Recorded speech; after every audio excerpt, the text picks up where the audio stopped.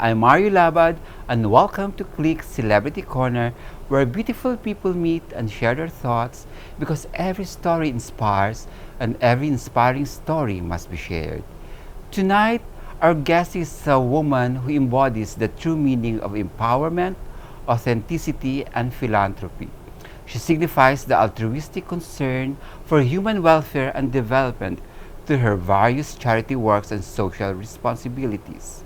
Friends, please welcome a mother, an entrepreneur, an outstanding Woman of the Year awardee in the field of beauty and wellness, the newly crowned Model Mom Universe Advocacy Queen 2024, the beautiful Miss Maxine Misa.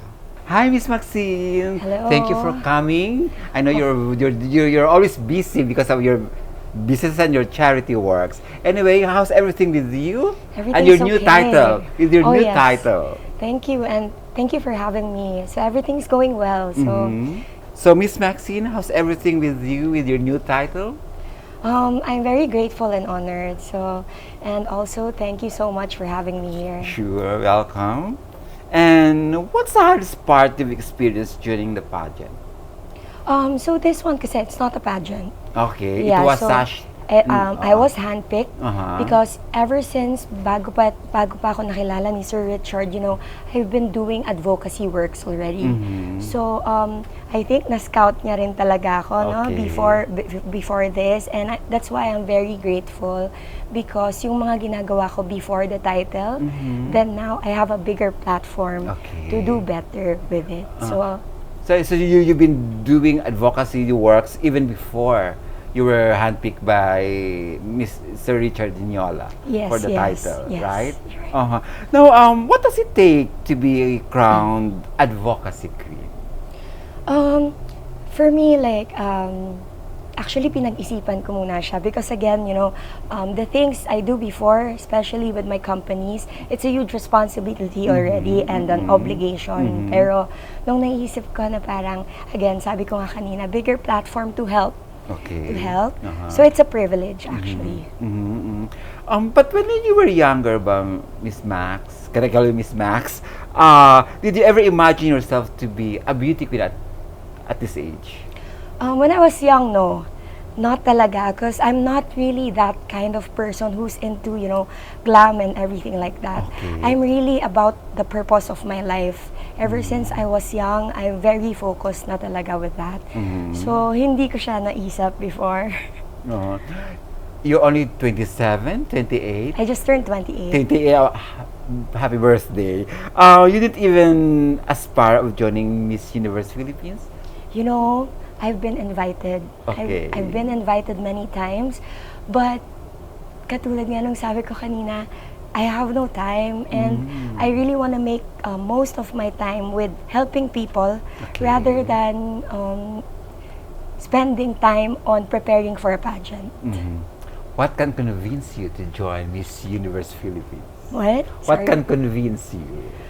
I really don't see myself joining Miss Universe, but I'm not closing my doors. We'll see, baka pag nagkaroon pa tayo ng oras, then why not? Lalo na ngayon, di ba? Wala nang age limit. No age limit, no height limit. And ngayon, civil status is not a problem. Diba? But did you ever join pageant before? Not also. Never. Kaya mo na-realize na you want to be a beauty queen, kasi na handpick? Nothing talaga, because when I was young, to share, I was such a nerdy type, and I'm into sports. So that's all I did growing up. Taekwondo. Oh, okay. So hindi ko talaga nakita. But now, growing up, and people are always happy when they see me because, of the charm and stuff. So now I get to love it. But hindi ko siya na-dream talaga before. Pero bago ka na-convince ni Richard? I had to think it through. Pero nung nakita ko yung vision ng Model Mom Universe, they have the same vision as I am. And dun ako na-convince na ano ba naman yung may katulong ako ngayon na platform sa mga gagawin ko pang pagtulong. But have you started your journey as an advocacy queen? Yeah. So we started actually last year. We went around Mindanao. I've read out, that. To give out, stuff and help to the abandoned children and the children there.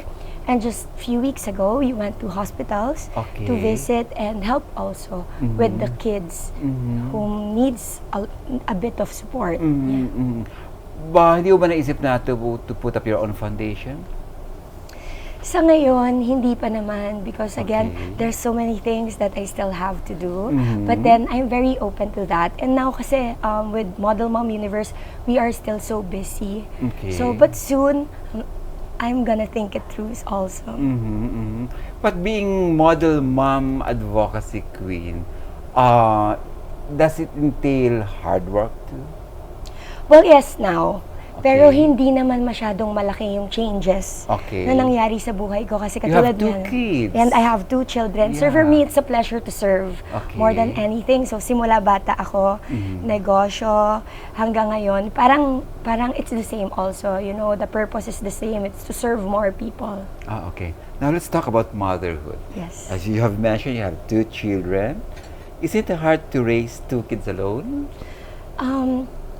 During the first few years, nung firstborn, medyo nag-adjust talaga ako. Okay. Pero now, to raise 2 children alone, no. Mhm. So when people think na parang, paano mo na kaya yan, business, You're a and single mother, parent, right? and I'm also a single parent. Yes, No, because for me, it's not hard. Like, every time I go home, I see their smiles. When they hug me, like, what's hard about that? I feel like that's the best thing about life right now. But do you get support from your ex-partner? No.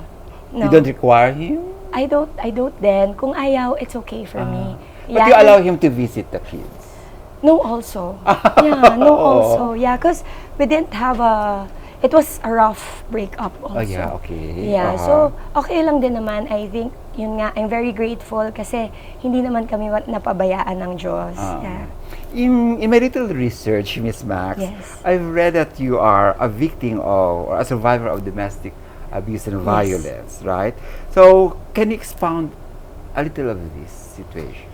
Well, at first, I really thought it was just mental illness. Okay. Yeah, so I fought with him. Okay. Because of course that's my partner, no. Pero nung tumatagal na that I have to rescue myself each time, so it's a time I left. So akala ko After you left the house. I left, yes. So I really have to be alive for my children. So at first I fought the mental illness, pero it's not working anymore. So is this also the main reason why you are so adamant in supporting women's fighting for domestic violence? Yes, that also, because it was not easy. What's the worst part of being a battered woman? Well, worst, during the first few years, I had to adjust. You know, of course, you have trust issues with people already. Pero I think more than the bad, mas marami yung naging good side for me After. sa akin now. Yeah. Like, I feel like the woman I am now, hindi magiging ito yon if I didn't experience that one. And I'm grateful na ngayon nagiging instrument tayo to other women also. That's good. And more women they go to you for advice? Yeah, because before, akala ko ako lang yung nakaka-experience ng ganon. But now, you know, being able to be out there, marami rin palang iba. And I want to be an inspiration also that they can get through it. But how did you cope with the emotional and physical struggles before you decided to say, enough is enough? Iniisip ko na ang daming ibang taong nagmamahal sa akin. Everybody loves me. I have really great family. I have my babies. I have amazing staff. My employees are amazing. They're very loving. So when I see their eyes na parang, why am I sticking into this? Okay. Like, ang daming ibang taong nagmamahal sa akin. So I have to protect myself. So ganun ko lang naman siya For naisip. others. For others. Because Okay. others need me also. And it's a time na sabi ko, enough is enough. Okay, Yeah. now, you're still young, beautiful, a successful entrepreneur. Is your heart still open for another relationship? Yes, of course. After all these things? Yeah, of course. But, you know, the first 2 years, I wasn't. You know, I had to heal myself first because kung ano man yung napagdaanan kong sakit or hirap, I know that it has to end to me. Dapat Okay. ako na yung end. So, but now naman, it's been 3 years. I think Okay. I'm ready. I think I'm healed also. And a beauty queen? And a beauty queen now. Yes, of course. And because of this, you were called as the youngest aesthetic queen. Yes. Briefly, how did it happen? I've had a lot of businesses Okay. before this because Like? I've been, there's a tattoo shop also, and I Okay. supply other stuff, the small But stuff. it started also. as a salon, if I'm not mistaken, right? No, it started with my tattoo shop because I had it ever okay. since I was 18. Mhm. And then, of You course, were in school yet? Yeah, college. And then, umuso yung mga permanent makeup, umuso yung Okay. kilay-kilay and Oo. everything. So, ako naman, I'm always up to learning. So, nag-aral na ako ng eye aesthetics even before ko tinayo yung But eye you took aesthetics. mass communication. Yes, communication diba? arts. Oo. Because I Paano wanted to napunta? be an anchor. I Ah, wanted okay. to That's be why an anchor. I'm supposed to ask you, how Yeah. come napunta ka sa beauty aesthetic center? Just because I'm in the business Passion? already. And it became my passion. Pero Okay. I would say na my passion is actually business. And then I got into eye aesthetics. But how did your course fit into your business? I feel like, of course, like with communication arts, kasi like there's so much Southville, talking. if I'm not mistaken, yeah, right? like Okay. you vision everything, and there's so much talking.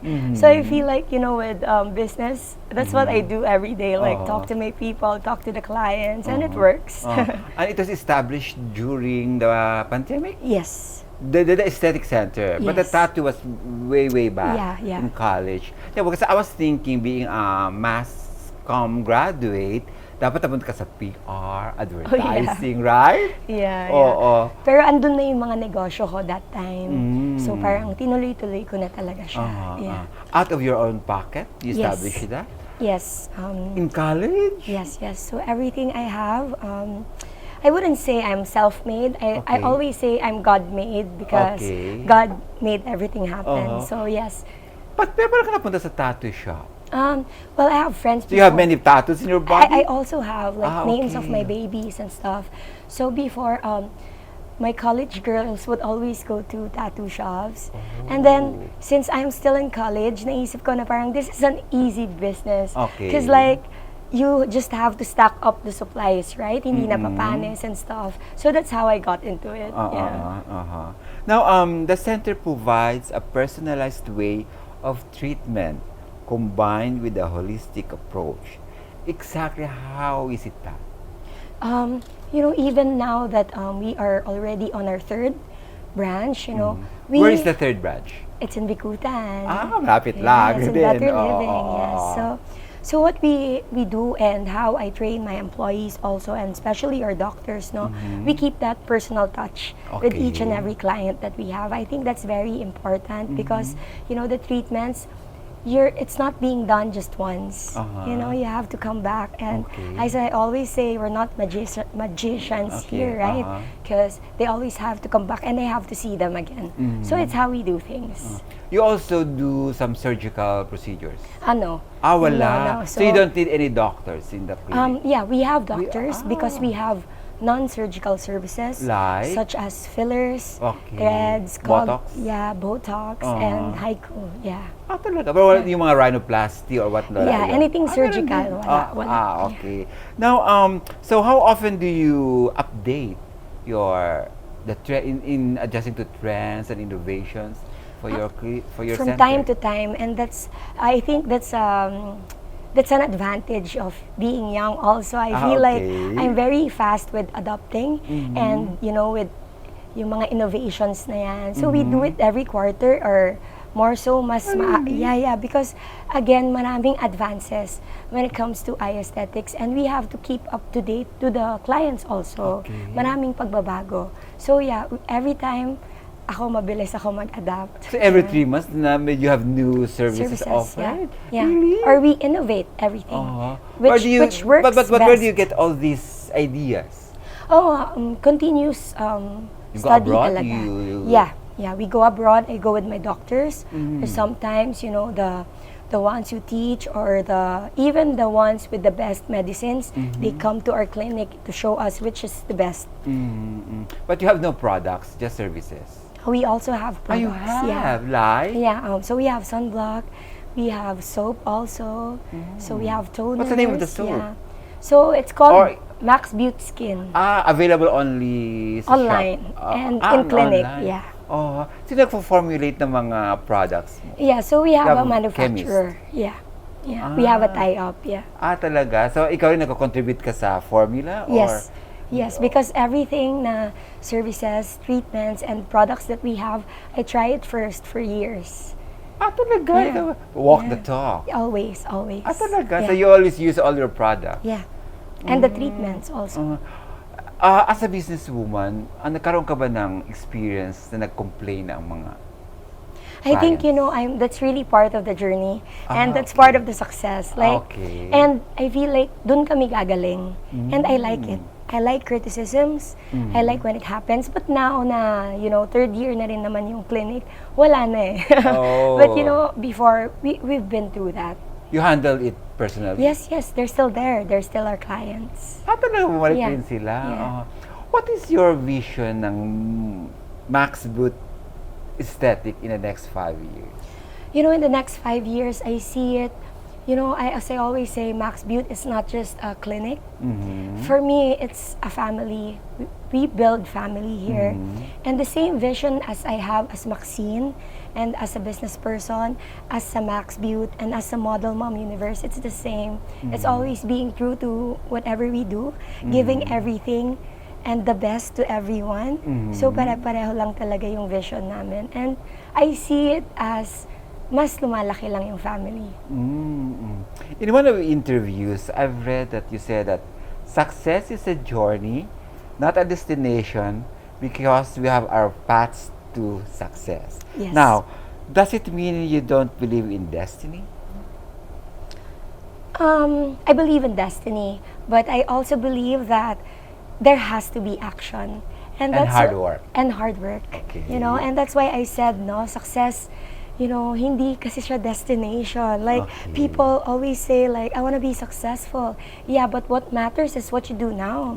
And how are you grateful with your everyday? So for me, as long as you become your best every day, you give your best every day, for me, that's success already. Okay. Because there's no end to success. Okay. So what is success to you?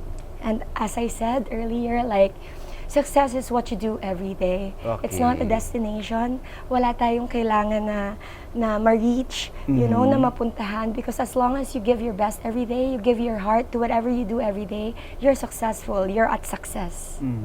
And what advice can you give to women who are victims of domestic violence? And just always look at the brighter side of everything.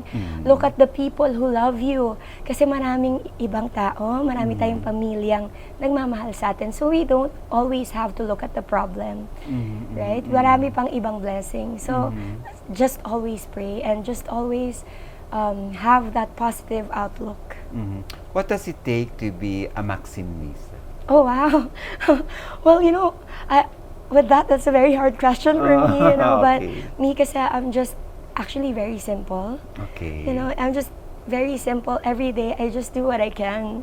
So I think what it takes to be me is just be yourself and just be real every time and just be happy. Since you're in a skincare business, what do you think is the biggest problem among Filipino women about skin? About skin, well, first of all, mainit kasi sa Pinas. Okay. Yeah, so mas marami talaga tayong dapat na treatments, but I feel like there's sunblock, So, but we have actually very good skin. It's just the weather. Okay. Yeah, Summertime is fast approaching. Pwede mo advice to women out there to take care of their skin during Of summer? course, we don't want to age quick. Okay. But eventually we will. And that's why you have the eye aesthetics to guide you also. It will depend. Iba-iba yung klase ng age. Okay. Iba-iba yung klase ng problems. And that's why you guys have us also. Because I can't say it's generalized. Right? It's different for me. It's different for others also. And that's why, in our clinic, consultation is free. Oh. Yeah, because we cannot Do you have advise. summer promo? Yeah, Or- we have summer promos. Okay. Because we can't generalize treatments. I can't say na just do this for everyone. But of course, wear your sunblocks. Okay. But it's best to get assessment first. Yeah. Is it always advantageous to be a beauty queen and have an aesthetic center business? Well, now I feel it. I feel Ay, that noon it's ba hindi ko pa napipil? Well, yeah, before, people would compliment you and stuff. Yeah, But now, what I saw ever since my reign, like, the Max Butte family, they're very proud. The clients, they're very proud. And they're very inspired. So, malaki yung advantage. Yes. In 3 words, Miss Max, how would you describe yourself? Oh, describe myself. First, I would say I'm very simple. Okay. Not on the outside, but in the inside. And second, I would say I'm so energetic. And third, I'm bubbly. Okay. And everything else follows, with work and with the advocacies, everything follows because I feel like I'm just always happy. How are you as a boss? Oh, I'm not strict. I'm not strict at all. I'm actually just like their sister. Actually, nakakatawa nga kasi Ilang employees do you have right now? I think more than 40. Okay. Yeah. In all these 3 branches? Yeah. Okay. So, ang masaya naman with being a boss, I never had to shout. I never had to scream. Alam nila pag tahimik na ako, they also, know, adjust. So that's the kind of discipline na meron kami sa family namin. Hindi ko na kailangan magalit. They know when to adjust already. So that's how I am as a boss. I'm just like a sister. But one thing, I'm very tough also when it comes to time. Yeah, okay. And everything else. Yeah. So ako isang sabi lang dapat. Hindi na pwedeng ulit-ulit. Pag naulit-ulit, tiyog na. I'm tahimik lang. And then if it Okay. happens again, I feel like that person is not for me. Oh. Yeah. Hindi na kailangan Nangyari umabot na ba sa yan? point. Did it Yeah. happen? Many times. Do you feel bad? I feel sad. I feel Okay. sad, because when someone comes in to our family, I see them as my family already, no matter how short the time is already. Na-vision ko na, nakasama ko na siya sa journey ko. So it's actually very sad. But, some people are just not for you, and that's Yes. okay. You established your aesthetic center during the pandemic. Yes. How is it now evolving? That kahit paano naman, slowly we're going back to normal. How is it? During pandemic kasi it was so hard. It was so Kaya hard for us. why during the pandemic? Ba't mo binuksan during the pandemic? Yeah, because daming taong naghihingi sa akin ng work. Yeah, and daming nangungutang. Okay. That's also Oo. one. And then I said na I can only give jobs. I can't give people loans. Lahat ipapaloan ko. I can't do that.